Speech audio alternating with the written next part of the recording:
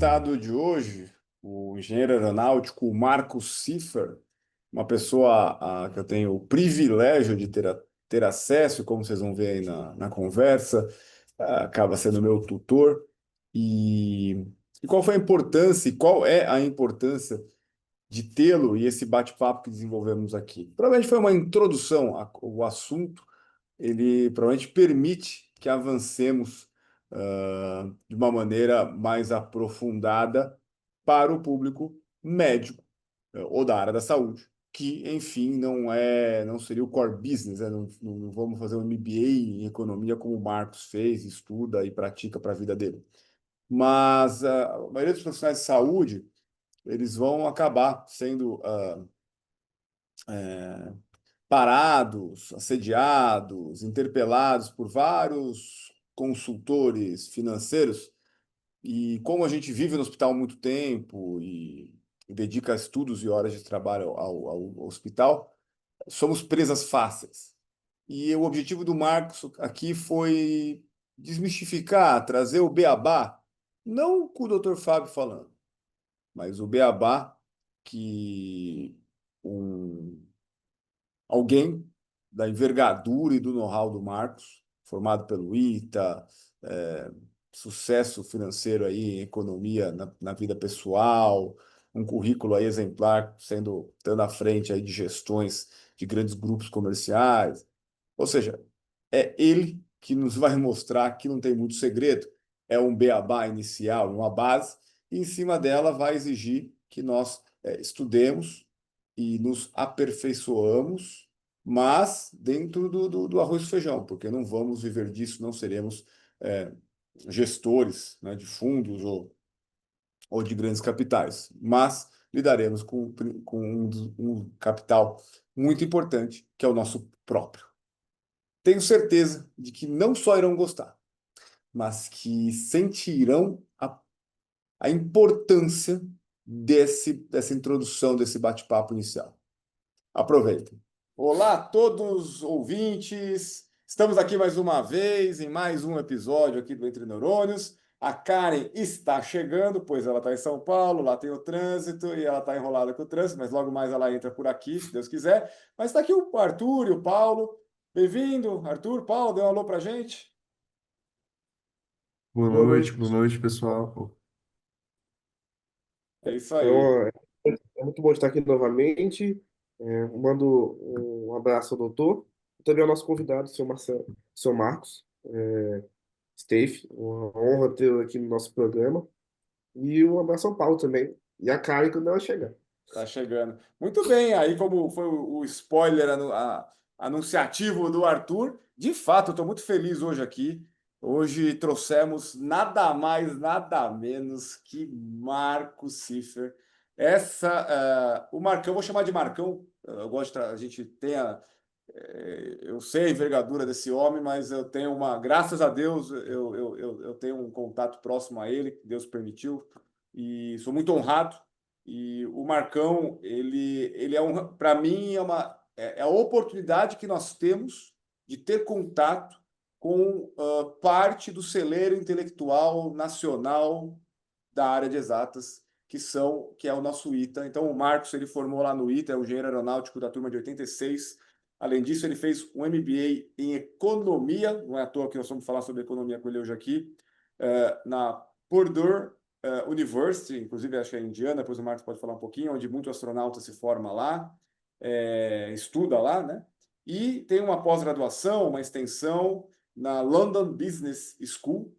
E então, na parte de finança, investimento, o Marcos ele nunca trabalhou com isso, ele trabalhou na área de telecom, no TI, ou seja, na parte aí de CEO, essas coisas, que não é o nosso foco, mas só para mostrar que o Marcos tem estudo, né, na área de economia, de números de investimento, e, e, e por que eu trago ele aqui, também queria, o pessoal sempre pergunta os alunos, né, pô, mas quem que é seu tutor, né? Nós que a vida vai nos dando vários tutores, né? É uma construção, porque ninguém sabe tudo, né?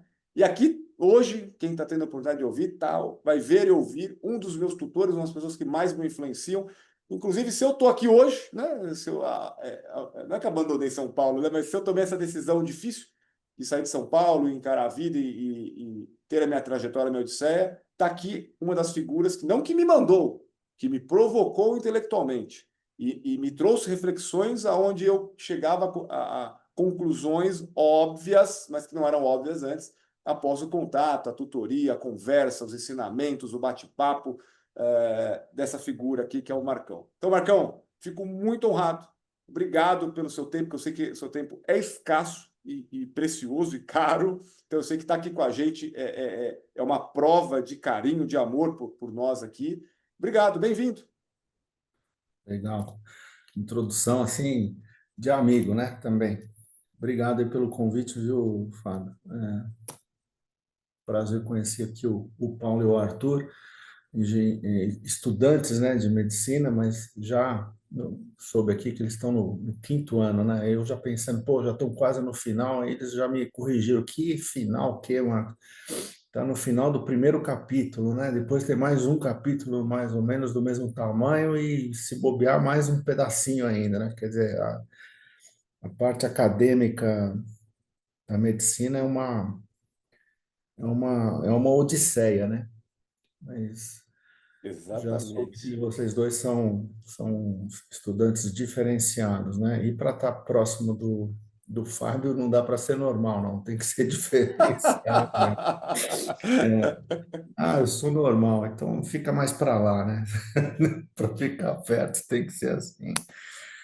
O Fábio comentou aí a minha experiência profissional rápido, né? Eu trabalhei muitos anos na área de TI, trabalhei em empresas americanas, né? Na IBM, na HP, né? Na Hewlett Packard, trabalhei na AT&T, na área de telecom, aí já era um executivo de mais alto nível, né?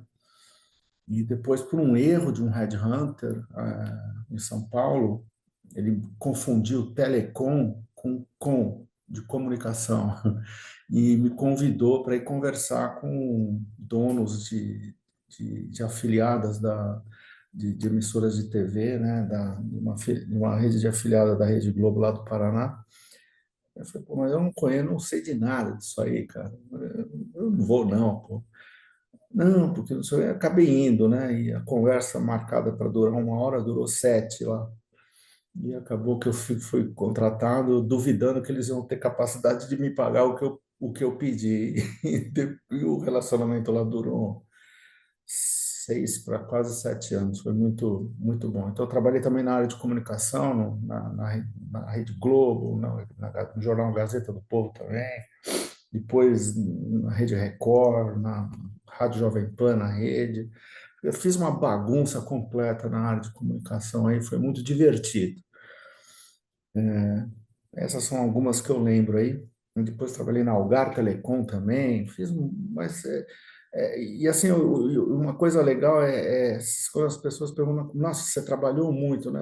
Olha, na verdade eu trabalhei pouco, eu me diverti muito. O negócio de trabalhar é muito chato.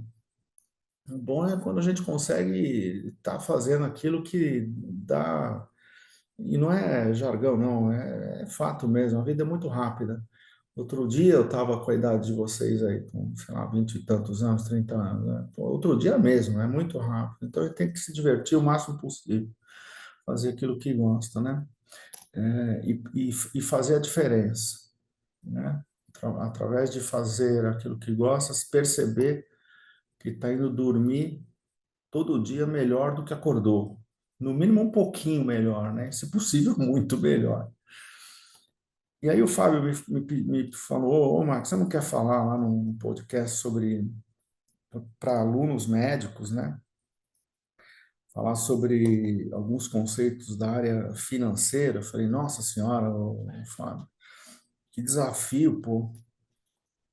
Aí eu falei, pô, lembra quando eu te conheci que você não sabia nada da área financeira, pô? Você já era um médico renomado, pô, e treinadíssimo para tomar decisões rápidas lá nas suas cirurgias complicadíssimas e ao mesmo tempo usei até uma palavra, uma expressão forte, né, lá na época, e ao mesmo tempo praticamente ignorante na área financeira. E isso era a receita para catástrofe, quer dizer, E Marcão, desculpa, mas eu acho que vale a gente destacar, porque teve a catástrofe, né? E eu posso, eu estou falando que é de mim, né? E sabendo que isso se repete, a gente, porque você acabou de descrever um cenário ideal. O médico, ele se está lá no hospital, ele dedica aí 6 anos para graduar, depois mais 3 a 6 anos para se especializar, e na dica de nada ele aprende coisas da vida. Ele é uma máquina no hospital. Eu até faço uma analogia, acho que o médico, quando sai do hospital, as pessoas outras que vivem de outras situações veem o médico como um bebê de fralda engateando na floresta. Então, você imagina estar na floresta e olha ver um bebê de fralda engateando. É morte, pô. Você fala, esse cara tá morto, como é que vai sobreviver? É o médico fora do hospital. E um dos pontos que é o fulcro aqui de sobrevivência do nosso mundo atual é ter uma independência, uma saúde financeira até para fazer o que gosta, como você bem descreveu. E eu, que levou até um dos pontos que me levou até o Marcos, eu caí num golpe desse, né? Assim como várias pessoas que estão ouvindo aqui, com certeza já tem alguém próximo, ou a própria pessoa caiu no estelionato, numa pirâmide, enfim, não tem. Brasil, nós temos vários exemplos, né? O caso não é agora destrinchar isso, como o Marcos falou, me ajudou a enterrar isso, mas a gente pode evitar. Está aqui o Arthur, o Paulo, e os outros nos ouvem, que são da área da saúde, acabam não estudando isso, né? Então tem ciladas. E aí tem você acabou de comentar que eu acho que vale destacar. E a gente vem tudo bem treinado, vem com potência, vem com energia, com confiança, achando que vai ter o mesmo resultado, a mesma dinâmica intra-hospitalar, e a gente aplica esse mesmo modelo extra-hospitalar e aí entramos na situação da catástrofe, porque é um ignorante, vamos falar a palavra correta? Na parte financeira, somos ignorantes, mas com poder, com força, com confiança e com treinamento arrojado. E aí é o pior cenário. O ignorante com boa vontade, com intenção e com energia, não é isso, Marcos? é o ignorante com atitude, né? É um problema grave isso aí. Mas, e aí o que tem que fazer? Tem que fazer isso, tem que ter iniciativas como essa aqui, né? Que eu acho que podem, espero contribuir um pouquinho nesse aspecto, né? De romper ao mesmo tempo, romper algumas ignorâncias e, ao mesmo tempo, mostrar, olha, mantenham esse ego forte no core business de vocês, que é a parte médica, que é fundamental que vocês tenham esse ego forte lá para tomar as decisões na velocidade necessária ali, mas entendam que o espectro de conhecimento, ele é muito mais amplo, ele é muito mais amplo, né? O que vocês sabem pode ser uma bola desse tamanho, mas o que vocês não sabem é tudo que está em volta. É muito maior do que essa esfera de conhecimento, né? E, e, e aí, falando dessa questão de educação financeira, né? Como é que se aprende esse negócio, então, Marcos? Por onde eu começo? Eu vou falar com o gerente do banco, né? Eu abro uma conta num banco e aí eu faço o quê? Eu começo a conversar, eu falo com o gerente, eu começo a pegar dicas com o gerente do meu banco. Eu não sei nem como escolher que banco que eu vou, Marcos. Que banco? Eu vou em banco digital ou eu vou em banco tradicional? Né? Hoje tem, no Brasil, se você for ver, você tem Itaú, Bradesco, Santander, tem esses três. Houve um processo de junção de bancos no Brasil, sobraram esses três. Ah, tem o Banco do Brasil, Caixa Econômica Federal, cinco, acabou. Cadê os outros bancos? Não, cadê o Safra? Isso é tudo de nicho, né? São todos bancos que eu diria não conta quando a gente fala dos cinco aqui, onde Marcão, e dá. esses novos aí, que só para te cortar, que é sobre banco, esses digitais, tal, também você não considera, seriam só esses três maiores mesmo, né? Não, esses bancos digitais são bons para a gente ter no celular, para quando o ladrão roubar a gente lá em São Paulo, né, ou em outro lugar, roubar o celular da gente, leva o banco digital, onde a gente tem que ter 2, 3 mil reais lá para o ladrão não matar a gente. Mas os investimentos efetivos nossos não dá para ficar fazendo em bancos digitais. Você tem que fazer em banco que tem lastro, que tem produto, que consegue responder às ansiedades e às necessidades e às diversidades que uma carteira equilibrada de investimento requer. E Então, Marcão, então rematando aqui para destacar: Itaú, Banco do Brasil, não, Santander. não, começa diferente. Vamos Fala lá. os privados primeiro, depois os públicos. Itaú, Bradesco, Santander, privados. Depois os dois públicos, Brasil e Caixa, Caixa Federal. Perfeito. Então, destacado aqui para o pessoal ouvir, lição de casa, né? Então, tem lastro, tem estrutura, tem produto, tem portfólio. Não dá para você pegar todo a sua energia, o suor e deixar um investimento em outros tipos de banco. Então, esse que é a primeira base é essa, né? E aí agora veio um antagonista. Você falou, pô, não posso perguntar para o gerente do banco onde investir, mas você está falando que precisamos do banco. Por que não, não vamos perguntar para o gerente? E esse quebra um pouquinho, porque eu sei o que você quer. Por que que eu não posso depender do gerente, mas eu tenho que estar no banco dele? Como é que a gente transita para evoluir aí?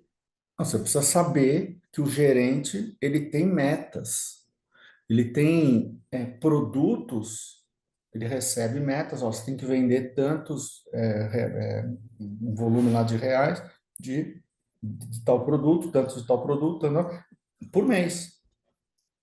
Então, ele não vai fazer uma alocação do seu recurso naquilo que ele, independente de qualquer benefício próprio, acredita que seja o melhor que existe para o seu perfil. Ele tem um bias, né? Essa expressão é boa, BIAS, né? Um viés, né? O skewed, né? Em inglês é legal também esse skewed, né? Inclinado. Ele tem uma inclinação natural para a meta dele, pô. Ah, Marcos, mas ele fala que ele não ganha nada. Mentira, né? Mas como você está falando que o gerente do banco, desses cinco, hein? Desses cinco bancos, tem alguns ali que são mentirosos? Não, eu estou falando que todo gerente de banco é mentiroso. Todo gerente de banco tem interesse em bater a meta dele. Mas como assim, Marcos? Eu tenho uma amiga, então, e ela também é gerente de banco, desses aqui, ela é mentirosa. Se ela vier para você e falar, não, eu vou pegar você, eu vou entender você, vou ficar preocupado com o seu futuro e tal. Conversa para boi dormir. E vocês já viram alguma conversa para boi dormir, fazer boi dormir? Eu nunca vi. Boi dorme quando ele quer dormir, ele deita lá e dorme, nunca na base de uma conversa. Ô, Marcão, Então, e aqui só reforça o dito popular, né? Que o boi só engorda sob o olho do dono, né? Acho que tem mais um aí da grama, só fica verde com o dono cuidando, enfim. não tem Esses jeito. ditos populares só confirmam o que você está falando. Não dá coisas cruciais nossa vida, não dá para delegar alguém, não é isso? Não, não terceiriza. E quando você tiver, isso é uma engraçada, uma coisa talvez, né, os tais ditados populares, né? Você fala, não, isso é uma coisa velha, né? Minha avó que falava, meu avô, meu, é um ditado popular, tem muita sabedoria nos ditados populares, cara. Não despreza eles, não, cara. Sabe? Tenta adaptar ao momento atual, mas não despreza eles não, porque eles, né, sempre têm muita história por trás para a criação de um ditado popular. Eu dou risada com os ditados populares e como eles se aplicam em qualquer momento. Né? Você fala, pô, mas tem um ditado que se aplica aqui, né? Aí você lembrou de um agora aí. Então, não confia no gerente do banco. Ah, mas é minha amiga. Então vai no outro banco, para você não criar problema com essa amizade. Acho que o Arthur tem uma pergunta. Senhor Marcos, e em relação a bancos que são mais vocacionados para investimento, tipo uma XP da vida, um Nossa Senhora. BTG? Isso. Aí você tem que olhar, eu vou talvez falar coisas aqui, depois, se estiver muito pesado, você edita aí, viu, Fábio? Mas, por exemplo, você pega o dono do BTG, é o André eu não vou poder falar o nome. Você pega o dono do BTG. Aí, se você fizer uma pesquisa da vida desse dono, você vai querer sair correndo desse banco. Vai querer sair correndo. Eu falei, mas é tão bonito as propagandas e tal. É para isso. É para você não pesquisar o DNA desse banco. a XP tem uma origem bacana lá no Rio Grande do Sul e tal, mas a estrutura, a lógica da XP, baseada em uma série de escritórios independentes espalhados por tudo quanto é canto, um capital aberto na bolsa, né, na bolsa dos Estados Unidos. Eles não abriram capital aqui. Aqui você pode comprar BDRs, a gente vai tocar nesse assunto depois aí. Mas a XP, se o gerente de um banco tradicional desses cinco tem esse bias de meta, o pessoal da XP é exponencializado esse aspecto, porque eles são comissionados pela venda de produto, né? Então, não é só a questão das metas, eles têm as metas e as comissões, né? Então, quando eles recebem as metas, eles têm um direcionamento para atingir as metas, com ponderações de comissionamento diferenciado. Ó, se você vender esse produto, você tem tanto de comissão sobre esse produto. Isso é melhor você vender mais desse aqui, até porque a meta sua nesse produto é maior. Então, eu digo para você, é uma desgraça esse tipo de estrutura, esse tipo de estratégia. Uma desgraça para quem? Para eles? Não, para o prezado Doutor, afegão. o doutor. Para o doutor, para o afegão. O doutor, o doutor. O Ô doutor. Marcão, mas uma coisa ficou clara aqui para mim agora. Eu já entendi que eu vou ter que ir para um banco tradicional, que o gerente não é meu amigo, né? Ele está lá cumprindo a função dele. Então eu vou ter que realmente sentar o bumbum na cadeira, abrir ali ou clicar no botão investimentos, e eu vou ter que pelo menos entender. E te confesso que eu acho que o primeiro momento quando a gente faz isso não é tão friendly assim, não é tão intuitivo, né? Então, mas assim, não tem aqui material lunar. É tudo terráqueo, é tudo igual, ou seja, pode mudar um pouquinho aqui, puxar um pouquinho para lá, mas existe uma base. Qual que é a base então, dessa carteira, Marcão, que qualquer doutor, ou qualquer pessoa que vai entrar lá e vai ter que tomar as rédeas desse investimento, o que que ela vai se deparar? Quais são os grandes grupos de investimento? Como é que ela tem que pensar? Sem detalhar muito, porque a ideia é a gente tem que fazer um overview inicialmente para entender como é que se configura, o que que vai aparecer para ela, quais são os conceitos iniciais, como é que funciona, para depois sim a gente talvez pincelar um exemplo de cada uma delas para tentar estruturar uma carteira. Só deixa eu dar um passinho para trás, Fábio, que é assim, se você quer ter sucesso financeiro, você tem dois lados na equação financeira, o lado do investidor e do cara que deve. A equação tem dois lados. Ou você vai ficar no positivo, sempre depositando dinheiro no banco, fazendo investimentos lá, fugindo do cheque especial e de qualquer produto que se associa a empréstimos ou coisas do gênero, ou você vai ser do lado de cá, o cara que vai sustentar o banco, o cara que vai pagar o juro que o banco quiser te cobrar. Então, é uma primeira decisão que você tem que tomar na vida. E para você não ficar desse lado aqui, que eu digo para você, é uma prisão, para você não ficar aqui e vir para cá, você modula o seu estilo de vida, a sua realidade financeira. Você não delira. Então você vê o que você tem, o que você pode e faz planejamento do que vai fazer versus o que você pode pagar. E uma coisa que sempre deu muito certo comigo, que todas as pessoas que eu faço, que são meus mentorandos, é, em alguns graus aí, é, mais até para quem está no começo, daquilo que recebe, sempre separa, recebe líquido, né? Que tem um sócio oculto, que eu chamo, né? Que é o governo, que vem e morde, tudo que você, sem pedir licença, vai lá e morde, né? E o que dá mais raiva é isso, eles nem pedem licença. Marcão, eu ouvi uma frase hoje, acho que antiga, de um ex-presidente americano, só existem duas certezas na vida, da morte e da cobrança de imposto. É, vai chegar um momento da vida, né? E aí talvez essa parte você tenha que editar ou não, Fábio, em que vocês vão ter certeza do que eu vou falar. Imposto é roubo. Qualquer imposto é roubo. Ah, mas você está falando isso porque você está no Brasil? Não, em qualquer lugar. Vai para a França, você vai ter a mesma certeza lá conversando com o francês. Ah, não, mas e no país nórdico? mesma coisa. E no Japão, mesma coisa. E nos Estados Unidos, mesma coisa. Tudo quanto é lugar, imposto é roubo. Aí na Argentina, agora com Milena, roubo. Imposto é roubo. Então, toda vez que você puder fugir de ser roubado, que bom, é uma felicidade, né?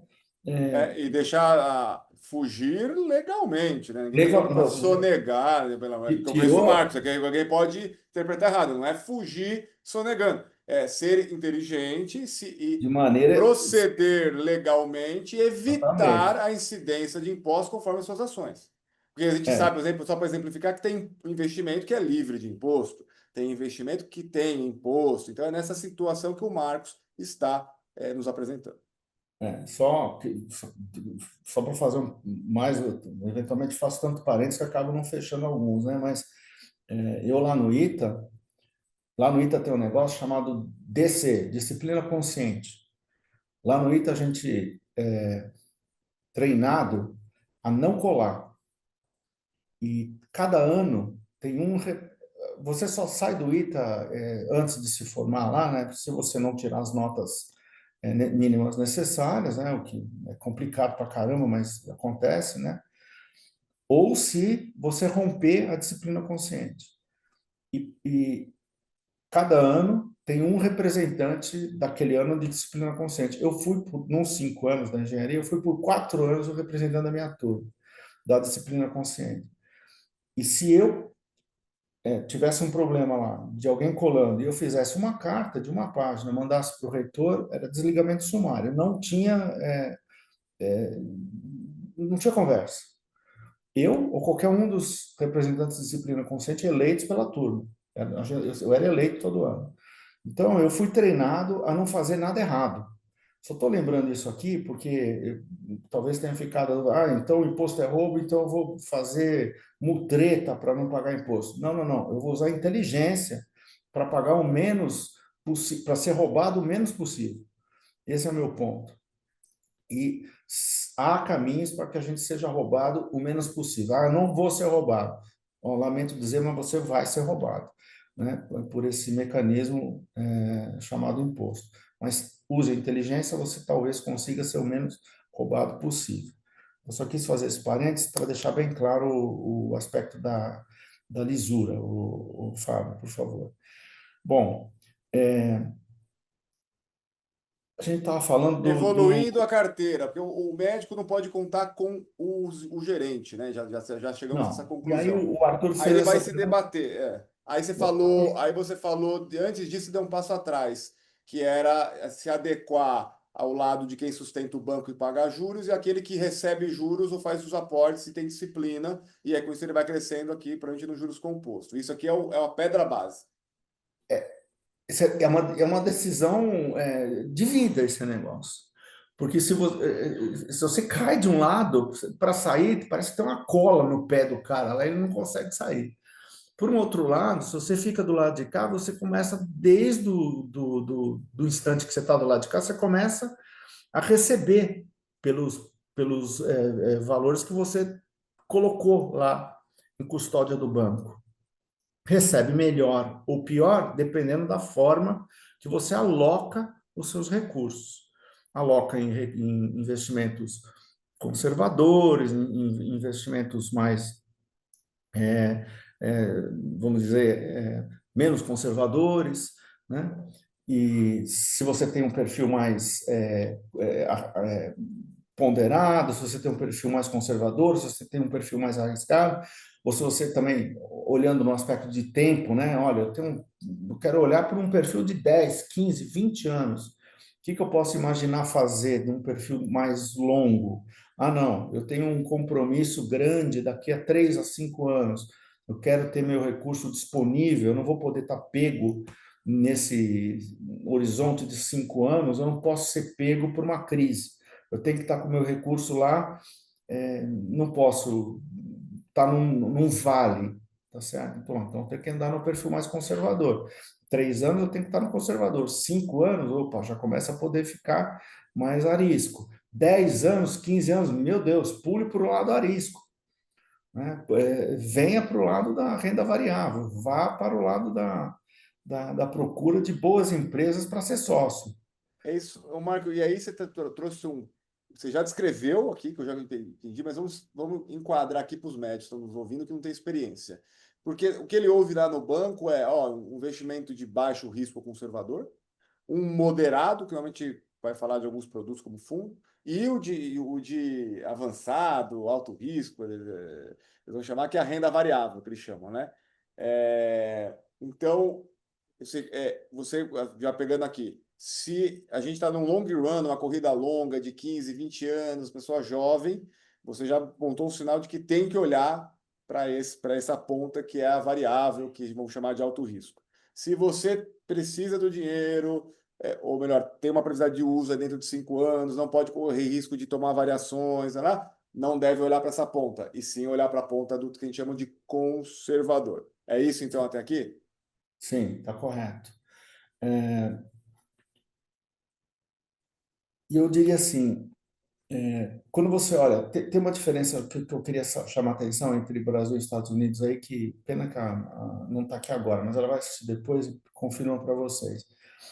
A pessoa, a quantidade de gente nos Estados Unidos que investe em renda variável é 90%. 9 em cada 10 pessoas lá investem em renda variável. E aqui no Brasil, 4%. 3 a 4% das pessoas investem em renda variável. É um absurdo de pouco. E aí você vê coisas acontecendo assim, eu vou falar, poxa vida, que tal, olhando uma empresa, assim, uma Embraer, por exemplo, é uma boa empresa? Acho que é. Por que você não pôs seu dinheiro na Embraer? Não sei. Então, queria dizer que você perdeu uma oportunidade em 2 anos de ter a ação valendo 8, hoje valeu 80. Como assim? Multiplicou por 10 o valor da ação em 2 anos. De uma empresa que não é uma ação, não é uma empresa escondida. Está ali em São José dos Campos, fabricando avião, desde o tempo do Osiris Silva, com o primeiro lá foi o Bandeirantes, um avião, ele mesmo dizia para mim, Marcos, um avião horroroso, mas voava, então dava certo, a gente começou dali. O Osiris foi um dos caras que me influenciou muito, né? Você sabe, né, Fábio? Mas hoje fabricando aviões espetaculares aí, mas como assim perdi essa oportunidade? Perdeu. E agora o que eu faço, Marcos? Procura outras. Procura outras. Mas será que eu encontro? Sempre tem. Mas eu vou acertar todas? Não. Vai errar. Você vai cair no golpe, vai comprar lojas americanas, porque vai acreditar naqueles 3 caras lá, nos 3 mega espetaculares e vai perder tudo. Você vai acreditar na Magazine Luiza, vai perder praticamente tudo, né? No varejo, né? Você vai mas e se eu acreditar numa mineradora? Bom, se você duvidar de uma Vale do Rio Doce, você tem problemas, você tem que se tratar, né? Vocês que são da área de neurologia devem conhecer bons psiquiatras, vai nele, né? Trata com ele, aí olha de novo para uma Vale do Rio Doce e compra a Vale do Rio Doce, porque não tem erro, pô, ainda mais no long run, pô. Não tem erro, pô. Pagou, aliás, pagou o dividendo hoje, um belo dividendo. Não foi juros sobre capital próprio. Então, uma boa empresa, né, Marcos? Mas vai multiplicar por 10? Não, provavelmente não, mas por 2, 3, sim. Né? Mas que mais? Cara, tem um monte. Mas e fora do Brasil? Pô, olha para a Argentina, tinha um banco lá, chamado Banco Galícia. Antes do Milei ganhar, a gente discutia sobre, pô, vou comprar Banco Galícia. E eu falava, meu, se o Milei não ganha, meu, esse banco está quase falindo, vai falir. Não compramos. Multiplicou por 30 ou 40 o valor em 3 anos. E eu não comprei. Quer dizer, mas eu olhei para esse negócio e não comprei porque eu não tinha certeza que o cara ia ganhar, que o Miller ia ganhar. Mas no mercado acionário, o meu ponto para sair disso no mercado acionário tem oportunidades espetaculares. Marcos, mas é nisso que eu tenho que ir? Não, é nisso que você tem que colocar uma parte do seu capital, principalmente se você tem uma expectativa de long run de vida, né? Vocês estão no momento, vocês estão no primeiro terço, primeiro quarto da vida de vocês. Vocês têm mais 2 terços, 3 quartos de vida pela frente. Tem que fazer investimento em renda variável, uma parte do capital. 15, 20% do capital tem que colocar nisso. E escolher de uma maneira criteriosa a empresa em que vai colocar seu recurso. Bom, e o resto? Bom, o Brasil é um país complicado, né? Ah, quero colocar num investimento seguro, né? Assim, garantido, né? Quando a gente fala garantido, vem na cabeça, vou emprestar para o governo. Em todo lugar do mundo, quando você empresta para governo, não tem erro, né? Nos Estados Unidos, quando você faz um curso de os MBAs lá, nas contas não tem o risk free, né? Risco zero. R0 escreve, inclusive. O R0 é a taxa que empresta para governo, né? Porque o governo nunca quebra. Porque o governo, na pior hipótese, pega e emite, né? Vai lá, conversa lá com a casa de moeda deles lá, emite e acabou, tem dinheiro, né? Claro que tem legislações no Brasil, por exemplo, o governo não pode sair emitindo, tem uma legislação que proíbe isso daí. Mas, de qualquer maneira, tem formas de tentar fazer compensações. E no Brasil, se você pensa em risco zero com o governo, eu diria, ou nos dias de hoje, você está desinformado, porque o país está na iminência de uma crise fiscal gravíssima, na iminência de quebrar, na iminência de o governo falar, olha, devo, não nego, pago quando puder. Ué, Marcos, então como é que eu faço? Se eu não quero ter risco, onde é que eu coloco meu dinheiro? Então, aí tem que pensar o que seus avós falavam de investimento praticamente sem risco. Imóvel. Mas como assim? Você tem que comprar imóvel. Primeiro, um para você, né? Tem que ter garantia, um para você, parar de pagar aluguel. Ah, não, porque eu queria pegar o dinheiro e aplicar para ganhar juro, que o Brasil paga muito juro, o insumo dinheiro no Brasil vale muito. Eu prefiro pagar um aluguelzinho aqui, que é uma porcaria, e ganhar do outro lado lá. Você vai emprestar para o governo? Cuidado. Compra primeiro o seu imóvel, e depois talvez o segundo imóvel, depois o terceiro imóvel, e assim você vai, né? Aí comentei um pouco antes de início aqui. Marcão, desculpa, vamos arrematar de novo aqui, porque, pô, tá gostoso. Nós saímos aqui daquela ponta da variável, inclusive, que ficou bem claro aqui para todo mundo que nos ouviu, que quem tem aí mais de investimento de 10, 15, 20 anos de perspectiva, tem que pensar, sim, em aportar de 20% a 15%, ou até 10%, vamos colocar aqui, 10% a 20%, do montante de que se tem líquido nesse tipo de investimento, nessa carteira, né, nessa modalidade. O problema que vem aqui, como você bem descreveu, que vai perder uma parte, vai ganhar em outras, que você vai fazer um delta positivo. Eu tenho que ganhar mais do que vou perder, porque vou perder alguma coisa. Então, aí, mas eu acho que aqui não vamos explorar muito, porque a gente sabe que isso aqui dá para fazer um curso com você, inclusive eu fiz, né? De entendimento. Não é um curso assim de milagre, não é milagre. Marco não é milagreiro, não. Marco é estudioso. E ele vai mostrar os caminhos de estudo para entender aonde você pode melhor aportar, assumindo menos risco que risco tem. Muito bem. Dito isso, acho que ficou claro para todo mundo que tem que se envolver nisso, tem que pensar nisso, tem que estudar isso. Ok. Voltamos para a base, que talvez seria o conservador, e o Marco já trouxe aqui uma grande ressalva, que realmente até arrepia de ouvir. O normal no mundo é prestar dinheiro para o governo e ganhar os juros do governo. Mas tem um grande alerta acontecendo atualmente. Todo mundo que lê jornal sabe que nós estamos numa situação aí política e financeira ruim e tem chance de quebrar. E como ele falou, o governo falar, devo, né? Vou pagar um dia, né? Quando eu puder, tal. Então o Marco já apontou que mesmo ali no banco, que eu tenho esse portfólio, eu tenho que começar a pensar no imóvel. E aí minha pergunta, e tem gente que no imóvel, Marcos, o pessoal às vezes compra o imóvel primeiro, ele mora nele. Aí ele compra um segundo financiado. Esse ele comprou cash, né? Pá. Aí ele compra um financiado. E aí ele dá um aporte até 50%. E o restante ele financia. E o valor do financiamento vira o aluguel do outro. Então o aluguel de um paga o juro para o outro. Como você bem começou no começo, você destacou no começo, a ideia é sair daquele que entrega dinheiro por juros, estar aonde você recebe juros, né? Essa modalidade que eu vejo muito médico falar por aqui que faz, que funciona de certa forma, né? Qual a sua análise sobre isso? Funciona porque obriga o médico a pagar o financiamento, porque o médico ele é desorganizado financeiramente, então vem lá um boleto para ele pagar, então ele paga, entendeu? Para que também não perder o treco, é uma faca no pescoço que ele se coloca, né? Vem um terceiro lá, que é a instituição financeira, põe a faca no pescoço dele, cobrando todo mês, criando um mínimo de organização, vai, de retenção de recurso para ele, só que com uma eficiência muito baixa.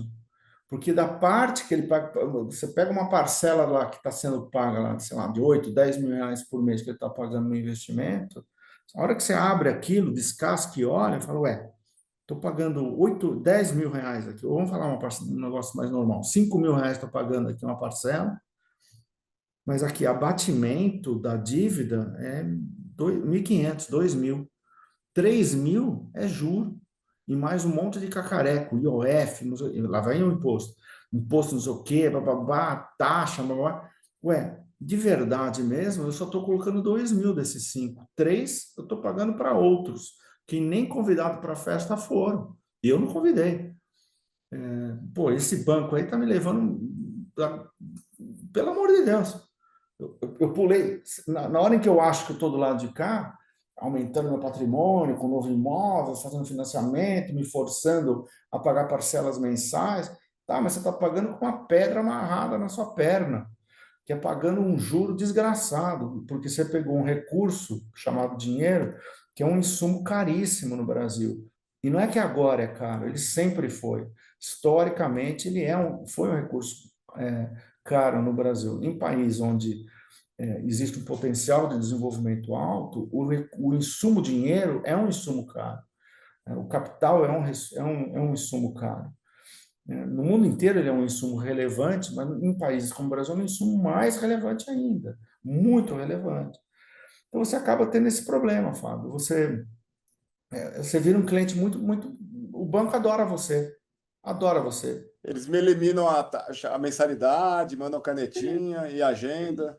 Ainda mais se você paga em dia. Se você pagar em dia, então, meu Deus do céu, você é um cliente espetacular. O irmão começa a mandar, isso aí, esses presentinhos, a caneta que vale um zilhão, né? Você acha linda a canetinha, o gerente começa a te fazer café quando você vai lá, né? Quando você faz a conta quanto custa aquele café, 3.000 reais a xícara do café. Pô, pelo amor de Deus, que café é esse? Pô, o café que aquele bicho comeu lá, só que tem um café caro aí.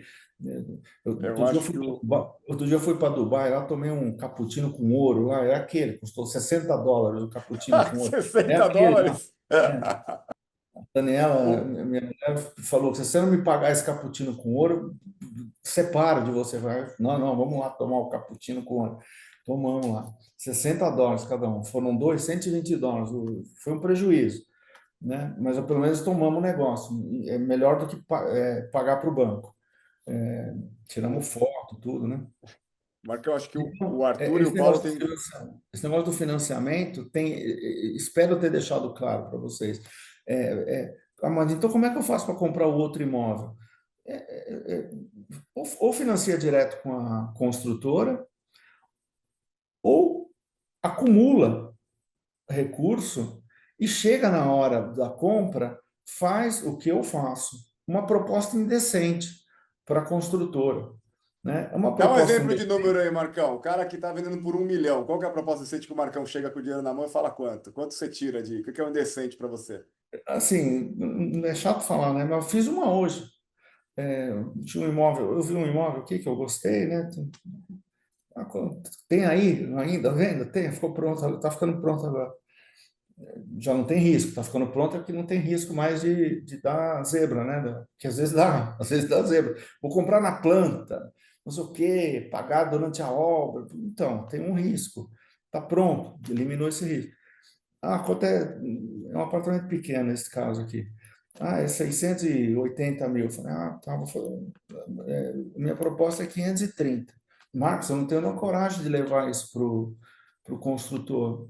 Eu falei, bom, então sai, eu levo. Só que se eu levar é 500 mil, porque eu não vou ter que pagar os 30 para você. Não, não, não. Então deixa que eu levo. Ah, então, por favor, você leva. Mas você leva hoje? Mas como é que você vai pagar isso? Não, não, no caso seria à vista. Ah, não, à vista? Então, à vista, sim. Para você ver como é que é o negócio. É, o negócio era 680, poderia ter virado 500 se eu não tivesse falado com esse corretor. É um absurdo, é 30%, pô, É isso que de eu ia ganho. falar. Você tira o quê? 30, 50? Qual que é a sua conta rápida para você bater na moleira do 30, cara? 30. Não, nesse empreendimento, 30. Em alguns é 20.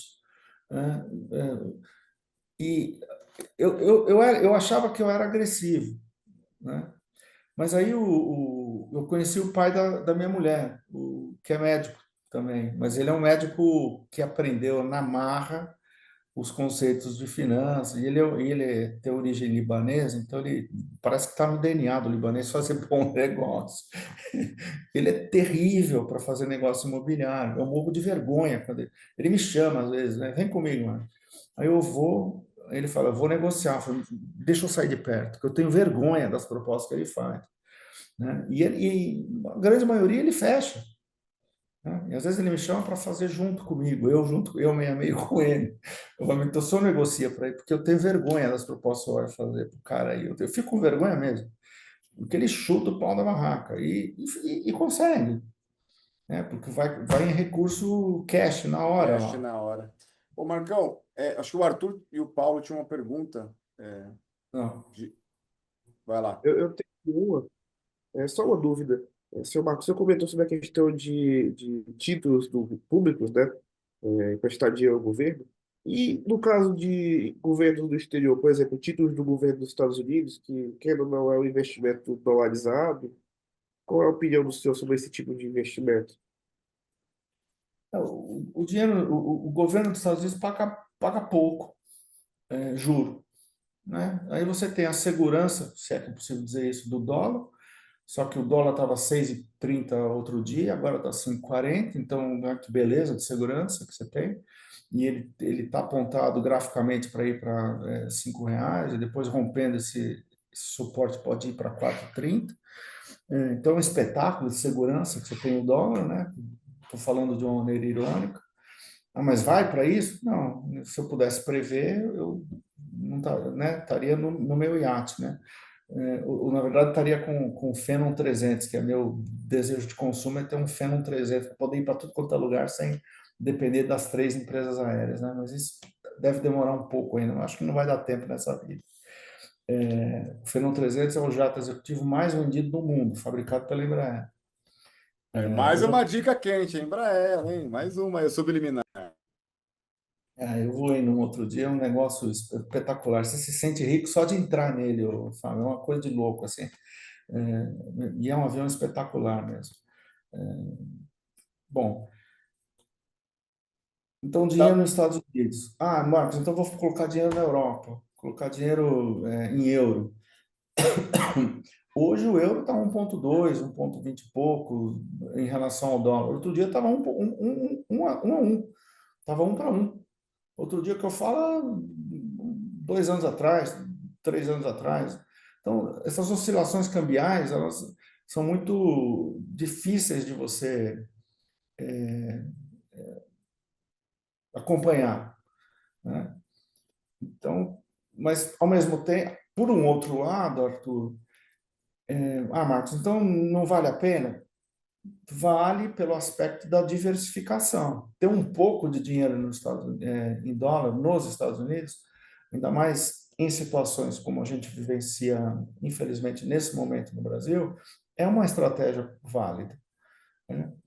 Ter muito não é válido, porque lá o rendimento é baixo. Ter um pouco é válido, porque pelo menos se der uma zebra absoluta, aqui o que eu não acredito que vai acontecer, eu não acredito mesmo, você tem no mínimo um recurso para começar em outro lugar. Mas, por outro lado, é muito mais fácil fazer isso no Uruguai ou no Paraguai, que está aqui do lado, tá certo? Não precisa ir para os Estados Unidos. Pô. Muito mais simples, muito mais. O rendimento do dinheiro no Uruguai e no Paraguai é muito mais alto. Se você quer fugir da confusão do Brasil, vai para esses dois lugares aqui. ou até para agora começou até a Argentina a ser razoável, né? Como opção de fuga, né? Mas não sei se eu respondi ou se eu piorei a sua Ô, dúvida aí. Marcão, para mim respondeu aqui um certo. Eu queria avançar aqui até para a gente arrematar mais esse conceito. Porque você fala assim, vamos fazer o fundamental aqui, que é o conservador.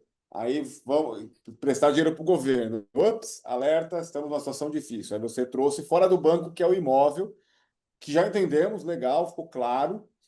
Mas ele tem segurança, mas tem baixa liquidez, né? Porque é um imóvel, você não vai conseguir vendê-lo tão rápido e tal.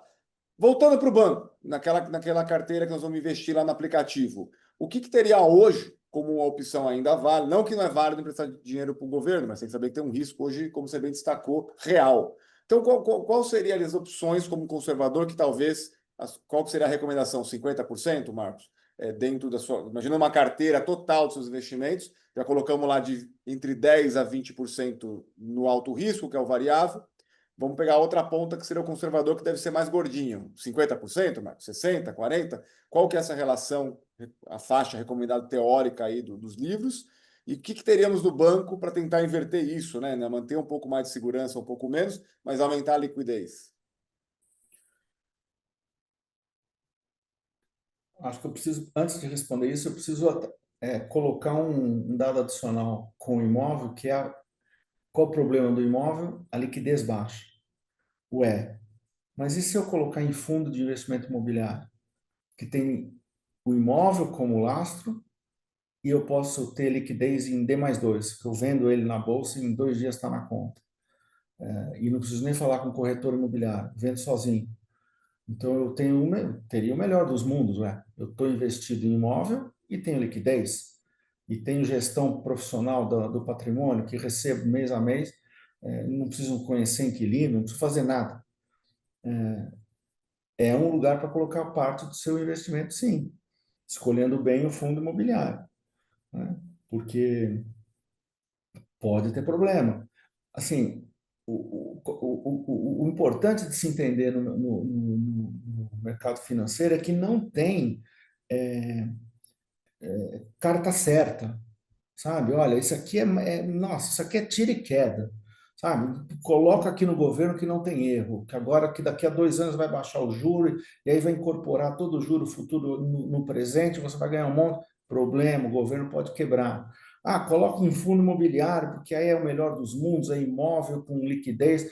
Então, mas o fundo imobiliário tem alguns imóveis, pode ter vacância.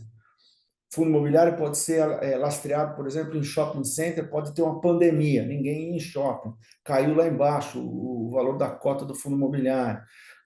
O fundo, quer dizer, tudo tem os seus prós e os seus contras. E o que você faz então, meu Deus? Então, Marcos, eu estou ferrado. Não. A solução para esse ambiente complexo é a diversificação. E aí eu endereço a sua pergunta, Fábio. Endereço a sua pergunta com uma variável adicional, que é, no momento atual, no Brasil, eu acho que a diversificação interessante é 40% do patrimônio da pessoa tem que estar em imóvel, 20%, 30% tem que estar. E olha, eu já fui para 30, hein? É, já fui para 30. No meu caso, eu estou mais. Eu estou mais, porque eu sou um pouco mais conhecedor do Você assunto. é Mas profissional, né, pô? um pouco mais. Vamos falar de 20 a 30% tem que estar no mercado acionário. Nós já chegamos em 70%.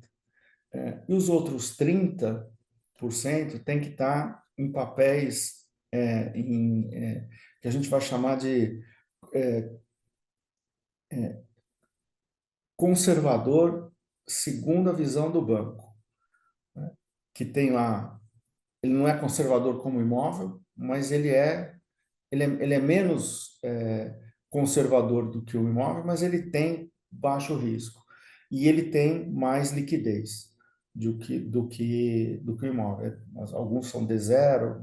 Quando eu falo D algum número, se você solicita saque, é aquilo mais o número que está associado ao D. Então, D0, você pede num dia, está no mesmo dia na conta. D2, pede no dia mais dois, útil, está na sua conta. Então, tem alguns, mas tem gerente de banco que indica, eu lembro disso, Fábio, lá nas nossas conversas, indica investimento que é D mais 30, D mais 40, D mais 60. Como é que é o negócio? Quer dizer que se eu peço para sacar, leva 60 dias para estar na minha conta? Eu já morri, pô. Eu morri, já estou velho, já virei avô, pô, dali 60 dias, 60 dias úteis. Como é que eu comprei esse? Onde é que estava escrito isso? Estava aqui, ó, nessa letrinha pequenininha aqui, campo, desse tamanhozinho embaixo aqui, ó. Você assinou, inclusive, né? Então é sempre importante ver a liquidez do investimento que você está fazendo, pô. Mas, pô, por que você me vendeu, gerente? Me fez colocar meu dinheiro aqui num negócio que era D mais 40? Porque ele não vai falar, mas é porque ele tinha meta desse investimento aí. E, Quer então, falar, mais ou Paulo? menos, bem superficialmente, ô Fábio, essa seria a divisão que eu faria hoje. 20 a 30% não pode, cara. Tem tanta oportunidade no mercado acionário hoje que chega a dar nervoso. Não, então, mas eu acho, Marcos, assim, o Paulo, você quer fazer uma pergunta? Tá, o que eu acho assim, Marcos, estando do lado aqui que eu transito, que são os médicos, quando fala em ação, eu acho que nós vamos ter que até depois gravar para desmistificar a variável, né, o stock market, né, o ação, porque a maioria ainda tem arrepio, né? Não é à toa que 3% dos brasileiros investem. Então, acho que cabe sim uma outra conversa para desmistificarmos as ações. Antes do Paulo perguntar, só para que aquele minha trajetória aqui venho recolhendo e venho posicionando para quem nos ouve e lembrando. Então, o Marcão já apontou a long run, ponta extrema da variável, renda variável, ações, temos que ter atenção nisso, 20 a 30%. O imóveis seria o conservador hoje, 30 a 40%. E dentro do banco, os produtos, vamos dizer, conservadores ou até risco moderado, preencheriam aí de 50 a 30% dessa carteira. Só queria, antes do Paulo perguntar, e aí seria o quê? Os fundos DIs, títulos. Marcão, você pode dar uma pincelada geral quais seriam esses itens que preencher, não que você está indicando, mas que costuma estar dentro do portfólio do banco e acabam Aí, preenchendo. aí o que que acontece? Os bancos eles adoram colocar letra nas coisas, né? Para a gente não entender o que que eles estão fazendo. Aí eles criaram o CRA, né? Certificado de Recebíveis Agrícolas, né? Toda vez que vocês não entenderem, uma sugestão assim, o que quer dizer a sigla? Pergunta para o cara que está falando a sigla, o que quer dizer a sigla? E eu já digo para vocês que mais da metade das vezes o cara que falou a sigla não vai saber dizer para você o que quer dizer a sigla. Então você pega, dá a mão para o cara, ou faz tchauzinho e vai embora. Não faça nada ali, né? Mas na outra metade das vezes em que a pessoa te disser o que quer dizer a sigla, você interpreta a sigla. Nesse exemplo, certificado de recebíveis agrícola. Brasil produz 1/6 de alimento do mundo.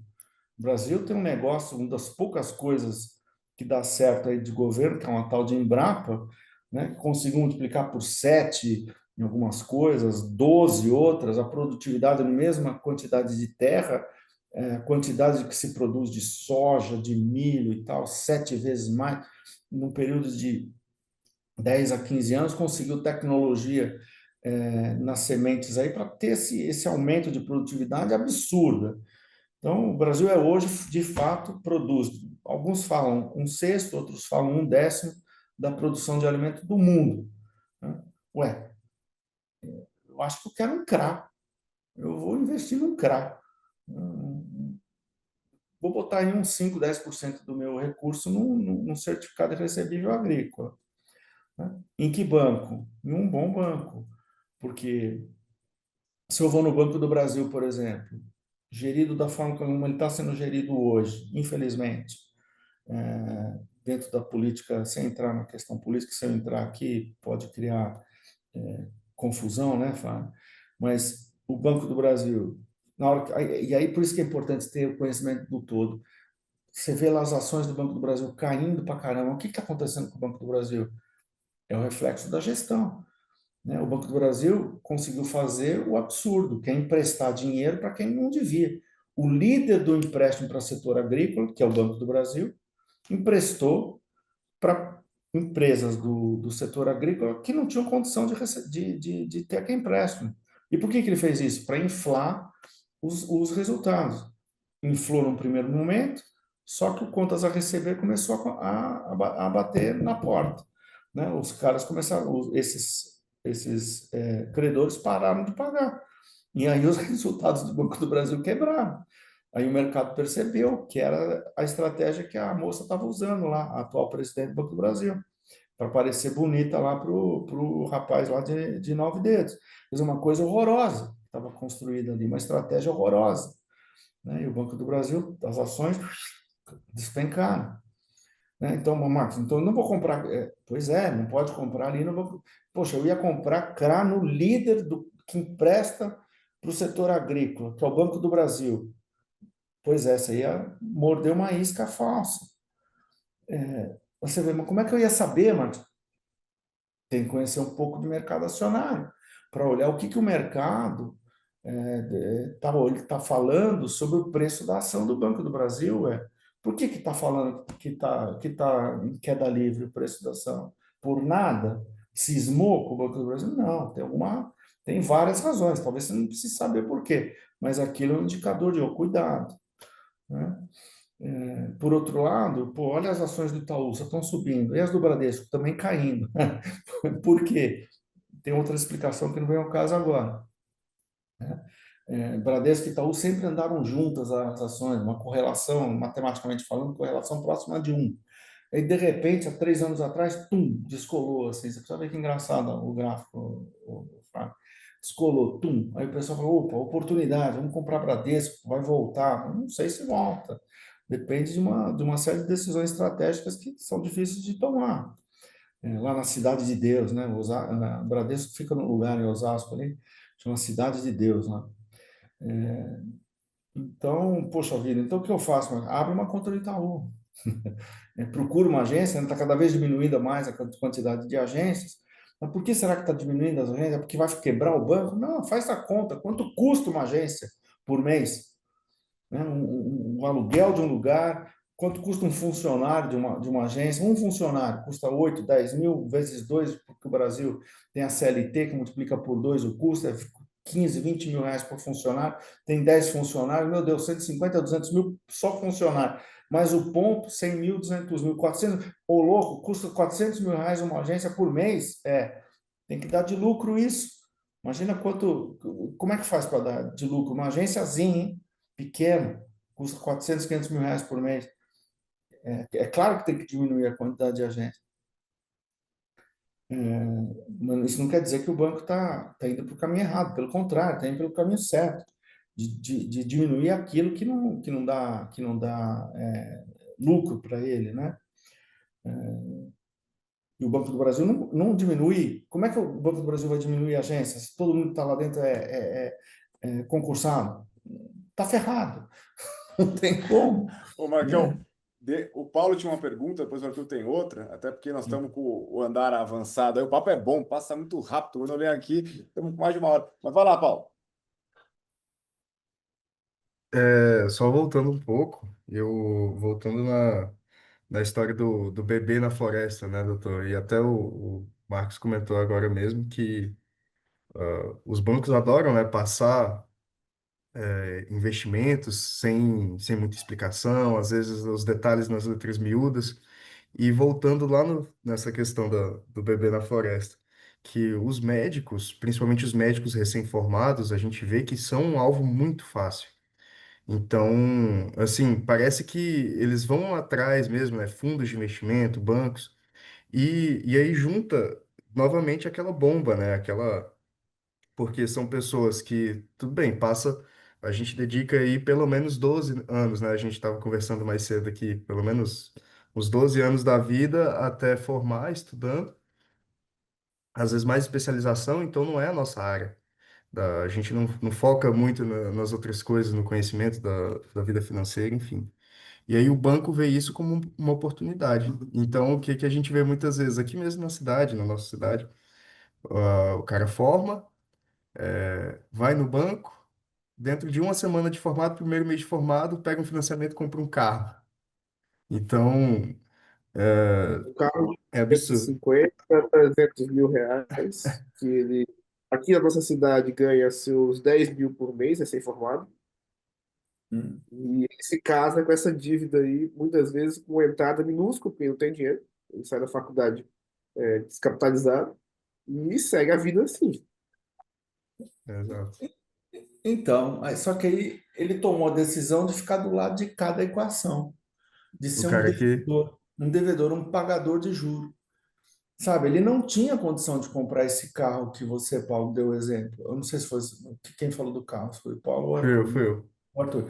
Aí Bom, comprou um carro, não, mas puta, olha só, 250, 200 mil carro, o juro é baixo. Cara, mas não é só o juro, tem um monte de confusão de imposto no meio, um monte de sigla confusa, eles adoram enfiar sigla para pegar dinheiro.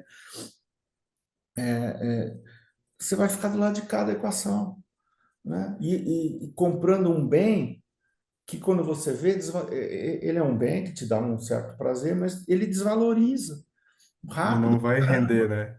O carro ele vale, em 5 anos, ele vai valer, sei lá, 40% do valor de compra. Ele perde 60% em 5 anos, 60, 70% em 5 anos.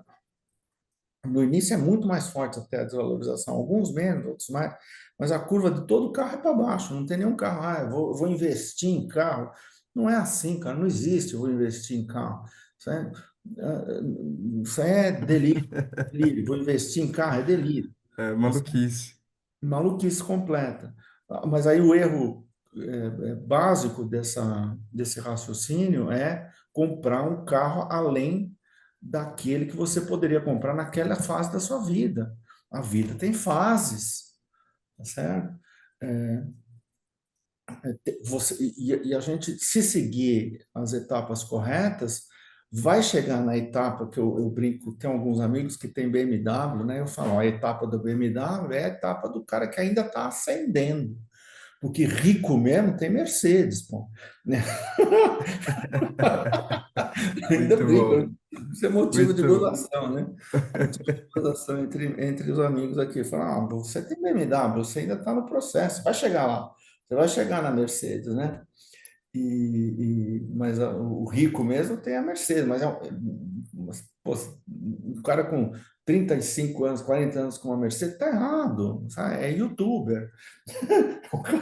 O cara é família, Influencer. é influencer, né? Esse é o nome que eu tinha perdido isso. Ele compra esse carro, mas daqui a pouco você vê ele nos telejornais aí, que ele estava envolvido com o tigrinho, com não sei o quê, eu nem sei direito o que são essas coisas, mas ele se envolve em cada confusão aí, e sempre com umas mulheres, todas têm o mesmo jeitão, né? Também, que é um outro problema, com quem a gente se relaciona, não é? Não estou sendo machista, não. Isso vale, obviamente, também para as mulheres. Com quem você anda, né? É, tem que tomar um cuidado danado, esse negócio. Quer dizer, você pode estar junto com uma pessoa que vai ser uma catapulta na sua vida, ou vai ser uma âncora que vai te afundar. Então, você tem que ter uma análise é, é, Detalhada, né? Tem que ser. que às vezes detalhada é complicado porque entra a questão sentimental, né? Mas você tem que tirar um pouco o aspecto sentimental, às vezes, da análise, né? O máximo que você puder. Não, doutor, a moça ficou apaixonada a moça médica, que estudou 12 anos, como você falou, Paulo, ficou apaixonadérrima pelo motorista de caminhão lá. Cara, não vai dar certo, cara. Não faça isso, moça. Sabe? Com todo respeito ao motorista de caminhão, acho que ele contribui para a riqueza do país e tudo, mas a chance de dar certo isso é muito baixa, cara. Sabe, não dá para achar um outro médico aí, ou um engenheiro, que nem eu e meus amigos aí, tá cheio de engenheiro, médico, economista, até advogado, né? Se bem que eu morro de medo de advogado, mas procura alguém mais com uma formação mais compatível, né? Porque pode ser que você esteja se aproximando de uma âncora, enquanto você deveria procurar catapultas, né, para a sua vida, que é um outro ponto importante para o seu sucesso financeiro. Então, depende, olha só que coisa, assim, a educação financeira, que é uma coisa complicada, com quem você se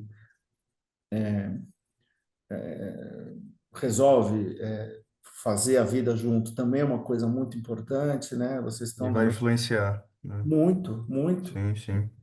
Eu sei, Assim, eu casei 3 vezes. Eu acertei na terceira, né? E as 2 primeiras levaram um bom pedaço do meu patrimônio. aí, Vão por aí com uma parte do patrimônio, né? Ô, é, Marcão, vai lá, Paulo, termina. não, eu queria só estender, não sei como é que está a questão do tempo, mas só queria aproveitar esse gancho e estender uma pergunta para o senhor, doutor. Porque assim, a gente viu que a maioria dos médicos até hoje, né, pessoas da área da saúde no geral, não tem educação financeira suficiente, nem na faculdade, nem antes, nem por fora. E tem também a questão do tempo, né? Que a gente acaba que não tem tempo para gerir muito isso, para conseguir entrar nesse meio, assim. Imagino que depois de formado, né? Principalmente trabalhando, dando plantão, deve ficar ainda mais escasso isso. E a minha pergunta é quais os investimentos, assim, além da renda variável que ficaria em teoria, né? Imagino que um pouco mais light, vamos dizer assim. Além da renda variável, o que mais que dá para gerir com o tempo de um médico, entendeu? Com pouco tempo que sobra para o médico.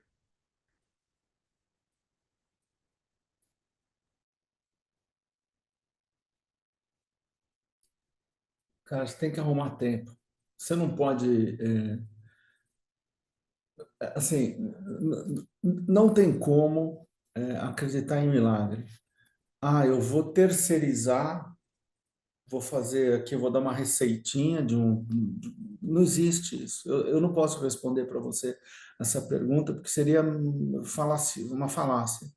Você precisa encontrar tempo para aquilo que é importante, relevante. Precisa encontrar tempo, né? Existe, na engenharia, a gente usa muito uma coisa, não sei se na medicina vocês falam sobre Pareto, que é, se você pegar 100% das coisas, na verdade, seleciona 20% dessas coisas, elas vão responder por 80% do resultado total. Então, em quase tudo dá para você aplicar Pareto, sabe? Eu tenho Pareto? 100 Boa. Pareto, né? O italiano descobriu Hum, essa regra, né? Então, puxa, eu tenho 100 coisas aqui na minha frente. O que que eu pego para tratar? Olha, procura identificar quais são as 20 prioritárias que representam 80% do resultado. Sempre tem essa correlação. Em tudo. Em tudo. É uma coisa impressionante. Então, eu diria assim, fazendo a transposição para cá, quer dizer, não perca tempo com quem não é esses 20% e coloque nesses 20% o seu sucesso financeiro. Porque, não, eu só quero ter alegria trabalhando. Não, não é assim, cara. Para ter um equilíbrio na vida, precisa ter sucesso financeiro. Precisa chegar na etapa do BMW numa certa hora e depois aspirar a chegar na etapa do Mercedes, sabe? Precisa passar por essas fases aí, né?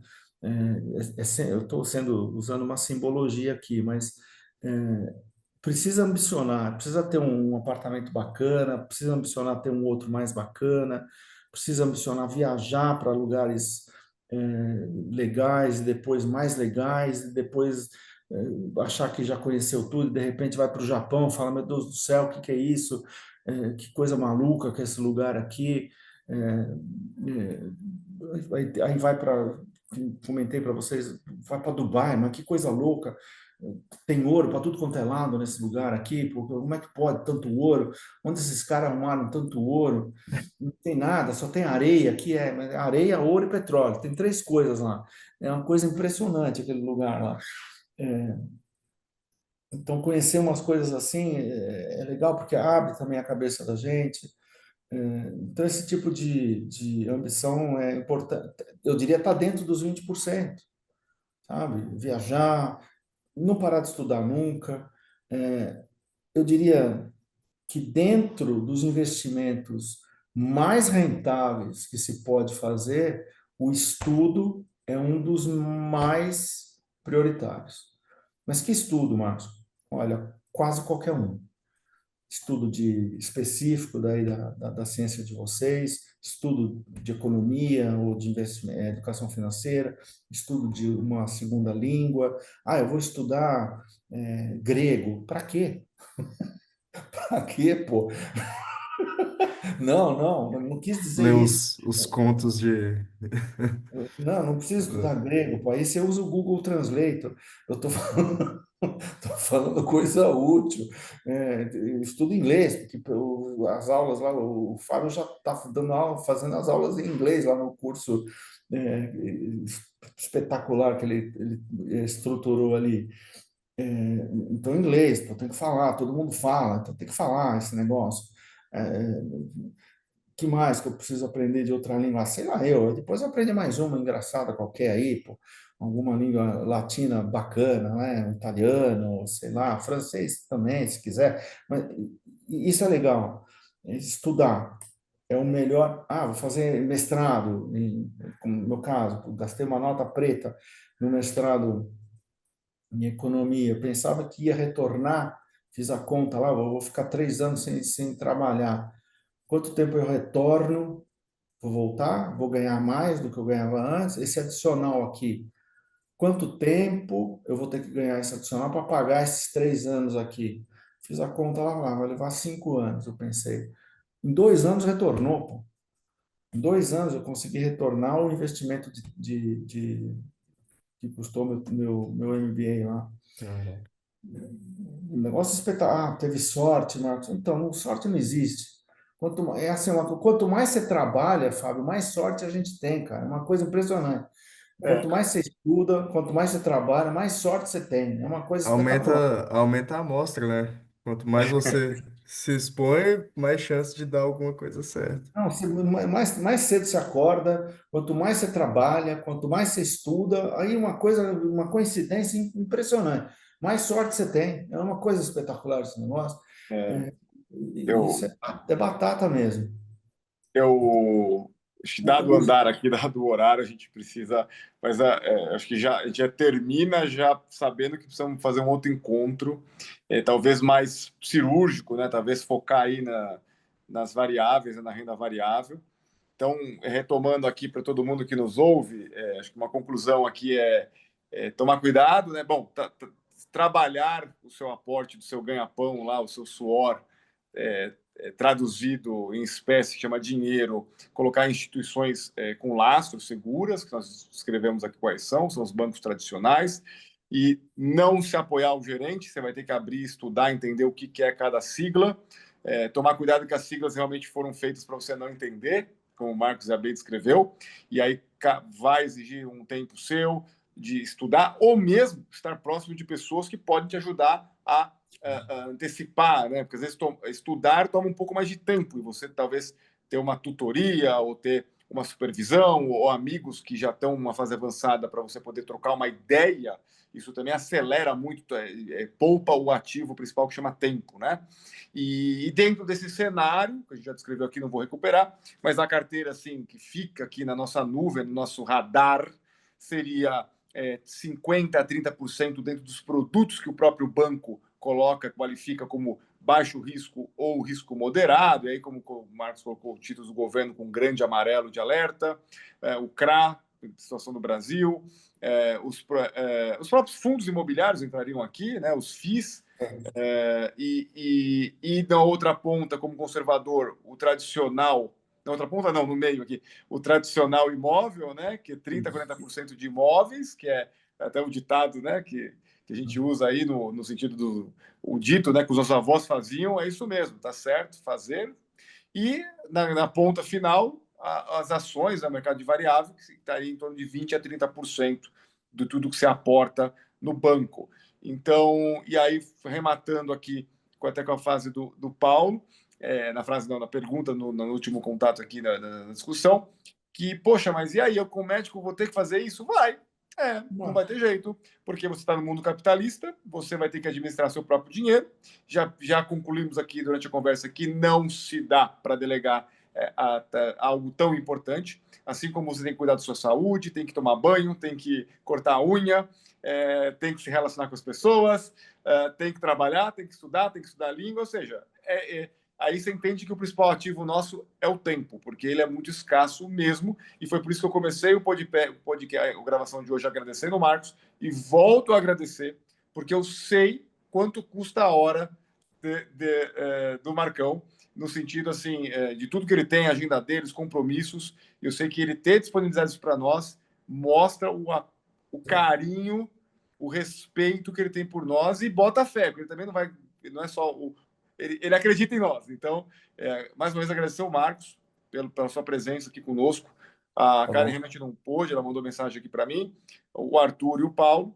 E já fica aqui o convite para nós esticarmos esse bate-papo, que foi muito gostoso.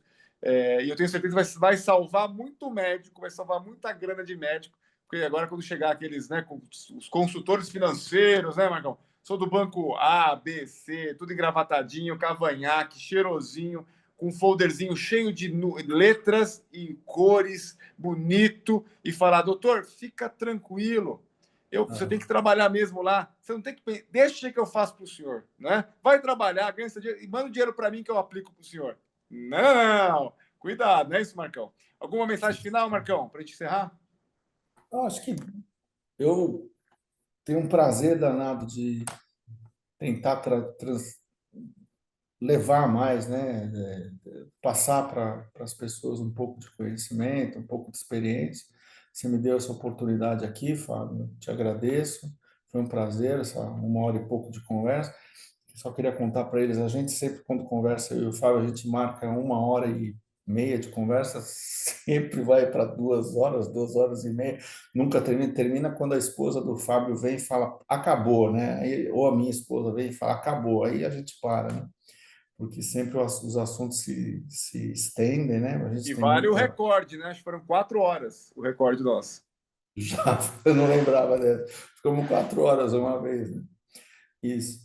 E no início, o Fábio me pagava 1 hora de conversa, né? E eu cobrava caro lá. Eu nem lembro se eu cobrava caro, nem lembro mais. Aí chegou uma hora, eu falei, não vou cobrar mais não, pô. Eu não quero mais saber de cobrar de você não, Fábio. Vamos conversar, né? E a gente ia conversando, conversando. E sempre era muito bacana as nossas conversas. Para mim também era muito bacana. Da mesma forma que foi hoje aqui. Para mim passou rápido e eu acho que tem muita coisa que eu poderia ainda tentar passar para vocês. Se tiver mais oportunidade aí nas minhas confusões de tempo e na de vocês aí, eu vou ter prazer em tentar ajudar. Acho que tem tópicos assim encantadores, né? Que é de renda variável, vocês já viram que eu fico maluco, né? E também, se alguém não ficar maluco olhando, pô, pode pegar um negócio e multiplicar por 10, pode... Não, tem outros que pode pegar e multiplicar por 100. A ação da Azul está a 80 centavos e o topo dela foi R$ 62. Então, como assim? Não, como é que você falou aí, Marcos? 80 centavos e R$ 62. A mesma empresa. Mas como assim? Pois é. Então, esse é só um exemplo, né? E tem vários no mercado brasileiro assim, né? E no americano, a Apple, você pega a curva da Apple, você cai para trás, você quer se matar de não ter investido na Apple há 10 anos atrás, sabe? Mas por que eu não investi? Porque faltou, eu não sei por que você não investiu na Apple, porque eu não sabia investir na Apple. Por que não sabia? Tem que saber, é fácil. investir na Apple. Não precisa ter conta nos Estados Unidos. Investe no Itaú mesmo, pô. Compra BDR, né? Que é Brazilian Depository Receipts, né? Compra BDR, pô. Isso aí, esse tipo de coisa, Fábio, eu acho que a gente pode fazer tópico de uma próxima conversa, para que o pessoal acelere nesse ambiente de renda variável, que é um negócio maluco, cara. Muito bem, então ficamos por aqui. Meninos, obrigado, Paulo, Arthur. Foi um prazer. E até a próxima, Marcão. Já fica o convite aqui, mas a gente vai alinhar, porque eu acho que vai ser muito importante, sim, termos outra conversa mais específica. Um abraço a todos. Obrigado. Um abraço. Valeu, doutor. Valeu, Marcos. Valeu, Arthur. Um abraço, Paulo. Um abraço, Arthur. Um abraço, Fábio.